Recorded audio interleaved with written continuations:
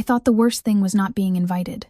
But no, the worst thing was realizing they were celebrating something built on a lie. A lie about me.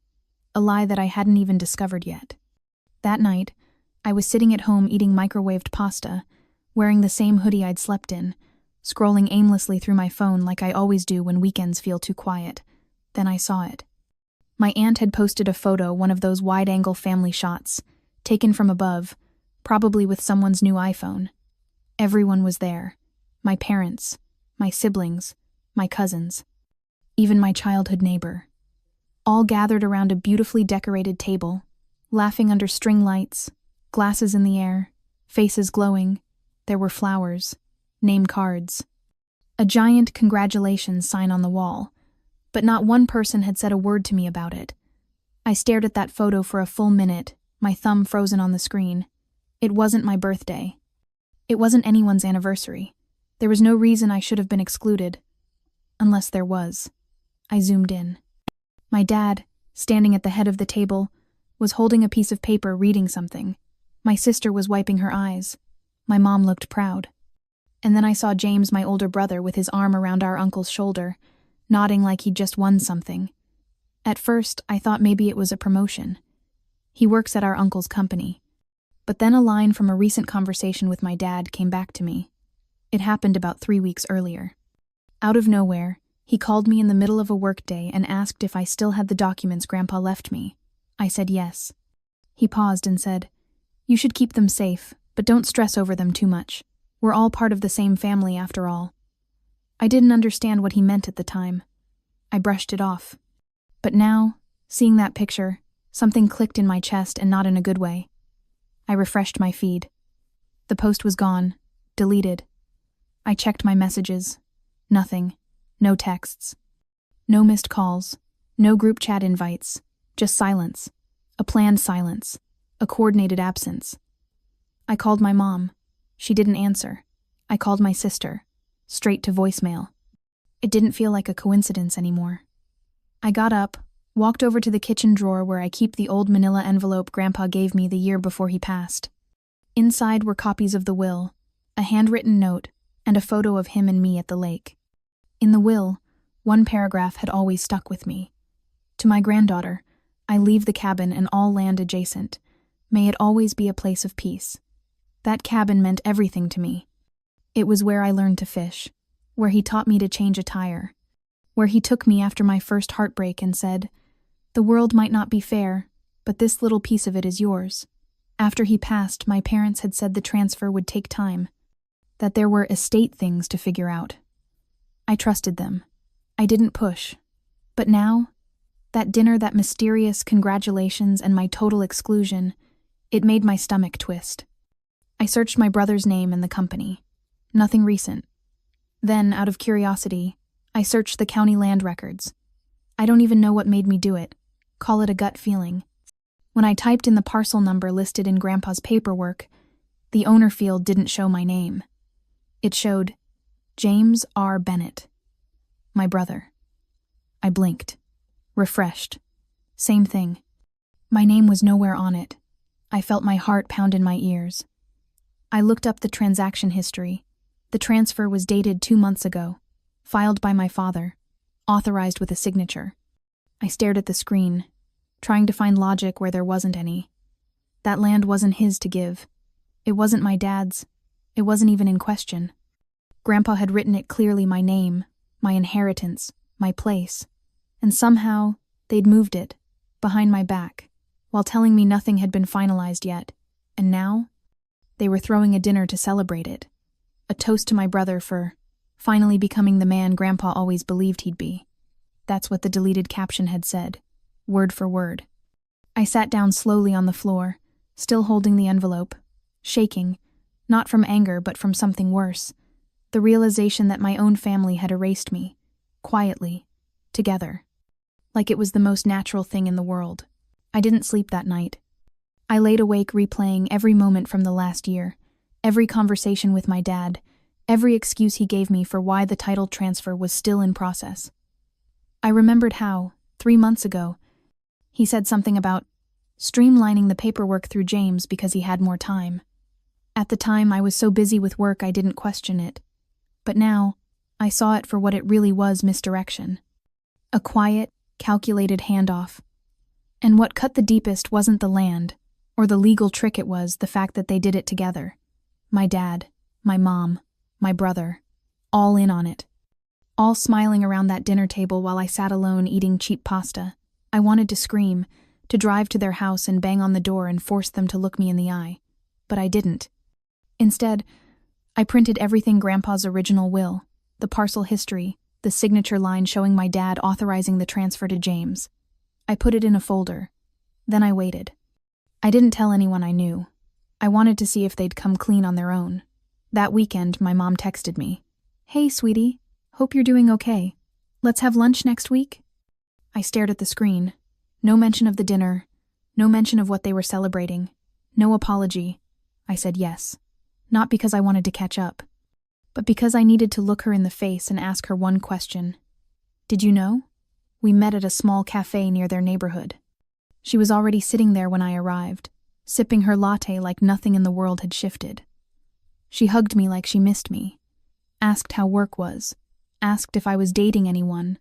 I let her talk. I let her fill the space with small talk and smiles and motherly nods. Then I placed the folder on the table. She paused mid-sentence, looked at it.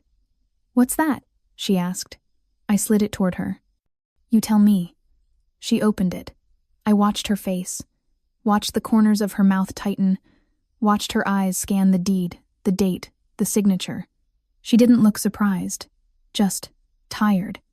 Like the lie had been heavier than she expected to carry. "We didn't think you'd want the responsibility," she finally said softly. "You're always busy. You've never had time to go out to the cabin. James said he'd maintain it." "So you gave it to him?" I asked. "Just like that?" "It's still in the family," she replied, like that made it better. "We thought it would be easier this way."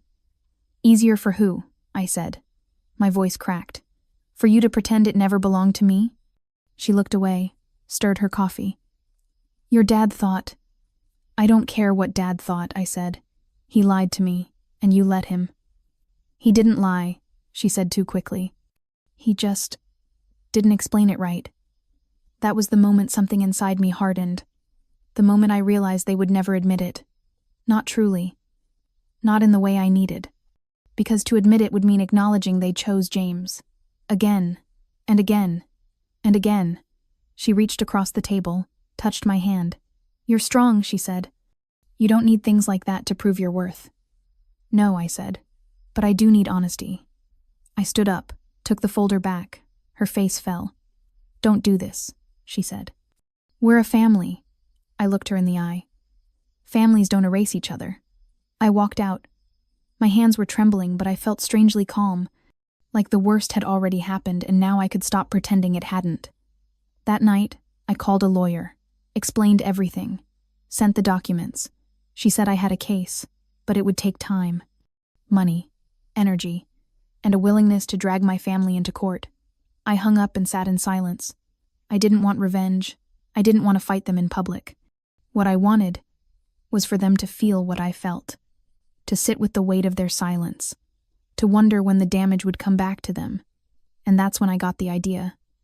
I pulled out my phone, opened Instagram, wrote one sentence above the photo of Grandpa and me fishing on the cabin dock. He left it to me. I posted it. No hashtags, no tags, just that.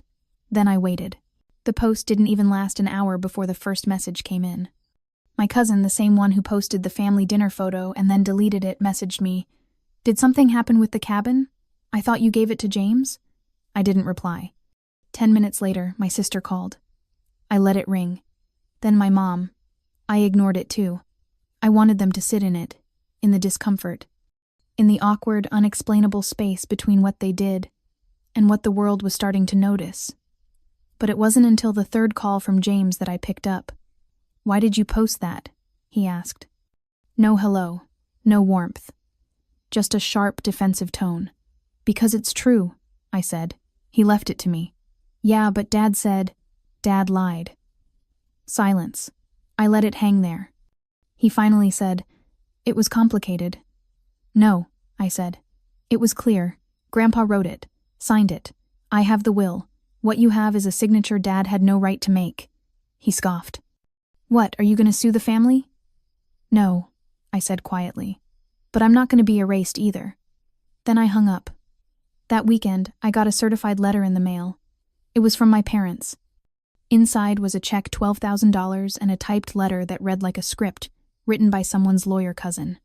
In acknowledgement of your disappointment and misunderstanding regarding the transfer of property, we hope this gesture offers a resolution. Resolution. That word made my skin crawl. As if my inheritance was just a price tag they could slap a refund on. I took a photo of the check, posted it to my story with one line. It was never about the money. No further context. I let them all sit in it, and they did. For weeks, I stopped hearing from everyone.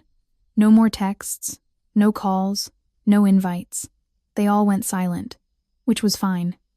Because in that silence, I started remembering who I was before I kept folding myself small just to stay in the room. I went back to the cabin. Not to take it back, I couldn't. Legally, it was already theirs.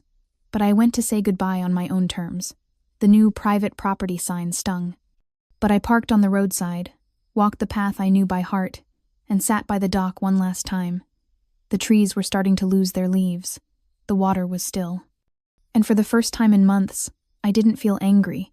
I felt clean, like grief after the tears have run out. I sat there for a long time. No phone, no pictures, just air, just quiet. When I got up, I left something behind the original photo of Grandpa and me fishing, tucked under a rock by the edge of the dock. My goodbye wasn't a fight. It was a choice. I didn't need the cabin to remember who I was to him. I didn't need their approval to know I had been loved. And I didn't need to scream my worth anymore. If you've ever been the one left out, the one cut out, left off, or pushed aside while everyone else raises a glass and smiles, I hope you know this. You don't owe anyone your silence just because they share your last name. Some lies are dressed as dinners. Some betrayals come with dessert. And some families will rewrite your story while you're not looking. But you still get to write the ending. Because being cut out of their table doesn't mean you can't build your own.